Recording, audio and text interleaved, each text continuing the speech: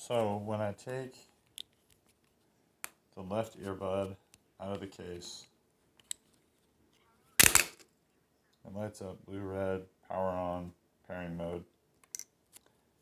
When I take the right earbud out, nothing. So it's like not powering on, it's not charging, there's no lights. When I put it back in the case, nothing.